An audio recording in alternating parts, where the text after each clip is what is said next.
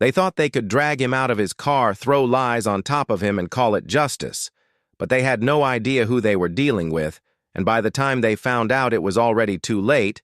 It was late night in Baton Rouge, Louisiana, the kind of night where streetlights flicker more than they shine, and the silence feels heavier than the air. Jamal Winslow wasn't thinking about law or justice or courtroom battles. He had just left a quiet dinner with colleagues headed home. No case files, no briefs, no arguments, just the hum of tires against pavement and the promise of rest until the red and blue lights showed up in his rearview mirror. He sighed calmly, signaled, and pulled over. This wasn't his first encounter, and it wouldn't be the last. He knew better than to expect reason. He reached for his wallet, stayed composed, and waited. Two officers stepped out, one at each side. Officer Kyle Driscoll, built like a linebacker with a sharp military haircut, stood tall at the driver's window. Officer Brent Kessler hung back at the passenger side, eyes alert, hand already near his belt license, and registration came the order, clipped short cold. Jamal handed them over and asked why he'd been stopped. Driscoll said it was a tail light. Jamal frowned. He knew that was a lie. His car had just passed inspection. The brake lights were fine. He saw them in the rearview mirror. Reflections don't lie. He asked if they were sure. Driscoll didn't blink, just leaned closer and said, "Step out of the vehicle." Something in Jamal's gut tensed. This wasn't about a taillight. This was something else, something darker, something he'd seen happen to others but never expected would happen to him. He stayed calm, asked again for a reason. Kessler just smirked, said because we said so, and that was all Jamal needed to hear. The setup was already in motion. "I'm within my rights," he said firmly. "I don't have to step out without cause." But Driscoll's patience was gone. He yanked open the door, grabbed Jamal's wrist, and pulled hard. The seatbelt caught across his chest, jamming into his shoulder. "What are you doing?" Jamal shouted as Kessler came around fast and forced his other arm behind him. Cuffs clicked cold against his skin. "You're resisting," said Driscoll flatly, as if the scene unfolding was just another box on a form to check off. Jamal's heart raced not from fear, but from fury. They were writing the narrative before his story even had a chance to speak. They thought they had him. The courtroom was packed. East Baton Rouge Parish Courthouse, thick with whispers, paper shuffles, and the low cough of indifference. Jamal sat at the defense table, not in his suit, not with his briefcase. Today he wasn't a prosecutor today. He was just another name on a docket facing charges, so twisted they didn't belong in fiction. Resisting arrest, obstruction, disorderly conduct, lies, all of it, but lies that the system would believe without question. The judge was Margaret Holloway, known for her no-nonsense attitude and her zero tolerance for anything she couldn't control. She barely looked at Jamal, her mind already made up. The prosecutor was Richard Calloway, polished, confident, untouchable. He nodded toward the officers like a man who believed the badge meant truth, no matter what. Jamal watched them sit smugly, ready to perform their roles. Calloway spoke smoothly, said it was a simple case. A man who refused lawful orders, who got physical, who put officers at risk. Jamal stayed silent, jaw tight, watching the system work like a machine built to bury the truth.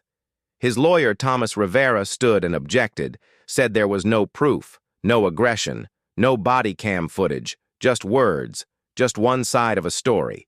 Judge Holloway didn't even blink. Overruled, Jamal clenched his fists beneath the table, not from fear, from knowing exactly how this script played out, because he'd seen it too many times from the other side of the bench. Driscoll took the stand, gave his lines like he'd memorized them weeks ago, said Jamal was aggressive, refused to exit, raised his voice, made them feel unsafe. Kessler echoed the same playbook, said they had no choice but to restrain him. Jamal stared through them because every word was a lie, and he knew it, and they knew it. Rivera called him to the stand, and the courtroom shifted. Jamal rose steady, every eye watching, but he didn't feel small. He didn't feel scared, because he wasn't here to beg. He was here to reveal. He sat in the chair, looked Calloway in the eye as the prosecutor circled like a shark, asking loaded questions, twisting the narrative, trying to bait a reaction, but Jamal wouldn't give him one. He said calmly, "I asked why I was being ordered out of my car. That's not illegal." And when Calloway pushed, when he smirked and said you refused to comply, Jamal leaned in just slightly and said, "Because there was no lawful reason to." The courtroom went quiet. The jury leaned forward and Jamal's eyes narrowed just a bit, because what was coming next would not just defend his name, it would say should probably disclose something. The words didn't just cut through the courtroom, they sliced it clean open. Everything stopped. Calloway froze mid-step. Judge Holloway actually looked up, eyes sharpening like she was just now realizing she'd underestimated the man sitting in front of her. Jamal calmly reached into his briefcase. His lawyer Rivera tensed, unsure what was coming next. Jamal's hand moved slowly, deliberately, and when it came back up, he held a small rectangle of metal, not flashy, not dramatic, but in that moment, it was more dangerous than any weapon in the room. "I'm Jamal Winslow," he said, voice steady, voice sharp, Assistant United States Attorney for the Southern District, and just like that, everything changed.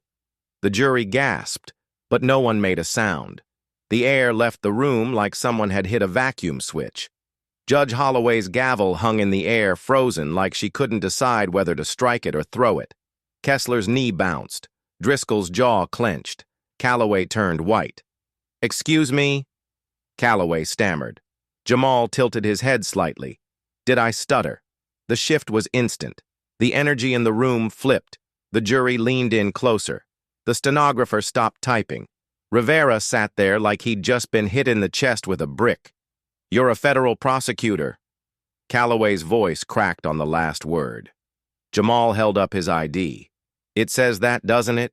And in that single moment, the entire case collapsed like a house of cards under a hurricane.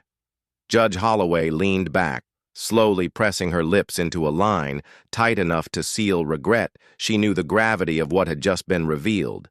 She knew what would happen if she didn't tread carefully, because this wasn't just a bad case anymore. This was a political nightmare in a courtroom robe. Calloway was flailing, his usual smooth confidence shredded. He turned toward the officers, and for the first time they looked scared. Actually scared. Jamal sat still silent, watching them scramble for control like they were drowning in a storm he had brought. Calloway flipped through his files, desperate to find something. Anything I wasn't aware of this information. "Your Honor." Judge Holloway raised her hand, a simple gesture, but for the first time it silenced Calloway completely.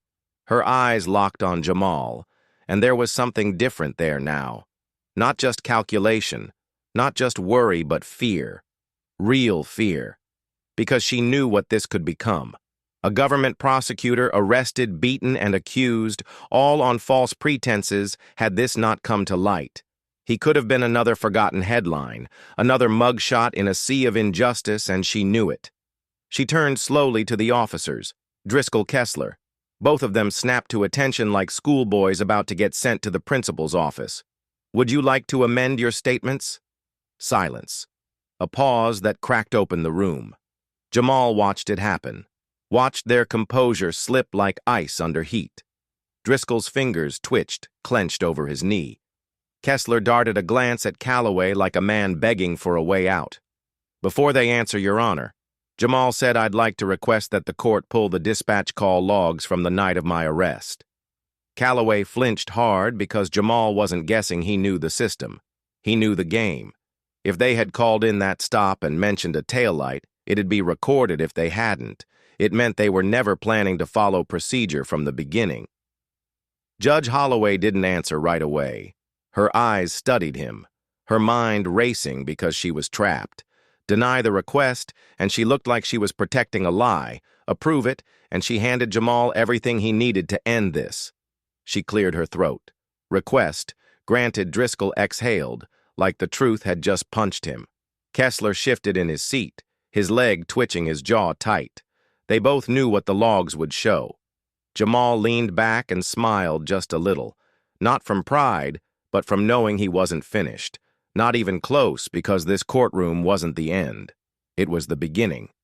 A young reporter sitting in the back row of the courtroom had been typing non-stop from the moment he revealed his badge. A journalist from the Baton Rouge Advocate, wide-eyed, determined, watching history happen in real time. By that evening, her story was live, and by morning it had exploded. Federal prosecutor wrongfully arrested by Baton Rouge cops. Assistant U.S. attorney exposes corruption in open court. Judge accused of bias after suppressing evidence against black government official Jamal's name was everywhere across television screens, on social media, timelines in news segments and podcasts. The video clips taken by courtroom observers went viral in hours. People saw the moment he revealed who he really was, the shift in power, the panic on their faces. And that was only the beginning. The moment Jamal revealed his badge. It became more than just a courtroom scene. It became a spark, and within hours, that spark turned into a wildfire spreading across every platform, every news feed, every headline. Cable networks broke into programming to run segments about the case. Not just about Jamal, but about what his case revealed. How many more had been pulled over, falsely arrested, falsely charged, without the power or position to fight back.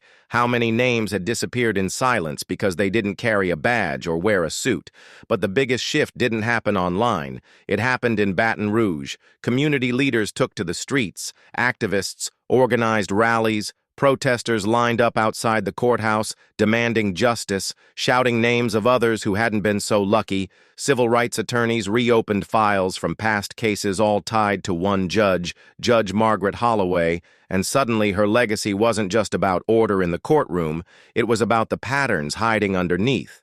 And then the real blow landed. An anonymous leak hit the press. Internal police records, emails between officers, strategizing how to justify suspicious stops, manipulating reports using vague language to cover misconduct. And it wasn't just theory.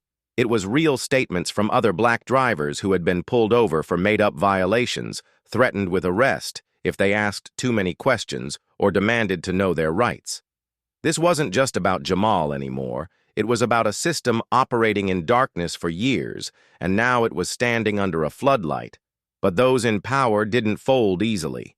The backlash came fast.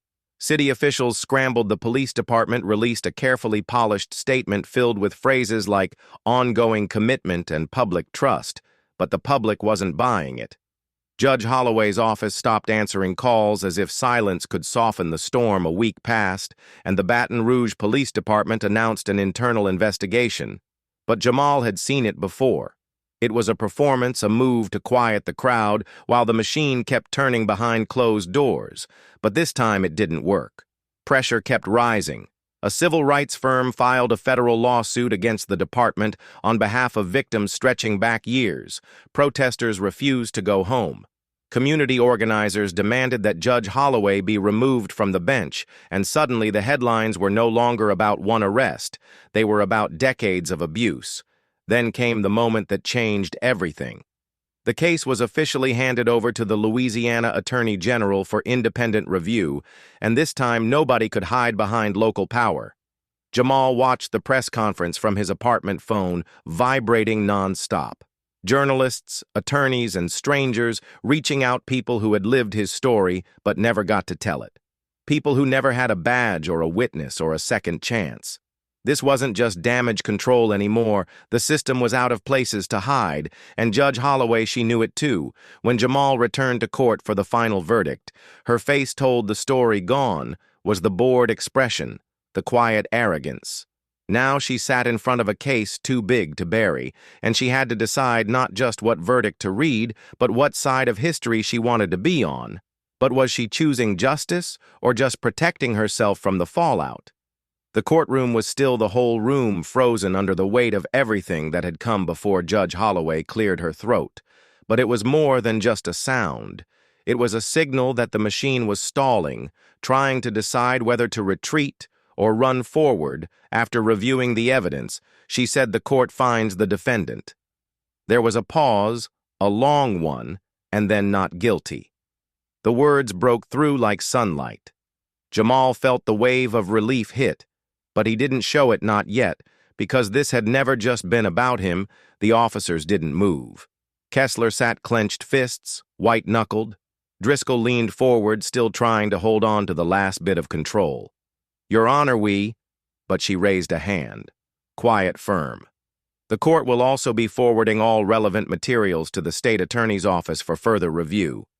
The courtroom erupted soft gasps, murmurs, the scratching of pens, reporters scrambling to catch every word, because for the first time the system wasn't just judging a defendant, it was judging itself. Jamal stood slowly. Rivera patted his back, but his eyes weren't on the crowd. They were on the officers, on the prosecutor Calloway, who now looked like a man who had lost more than just a case.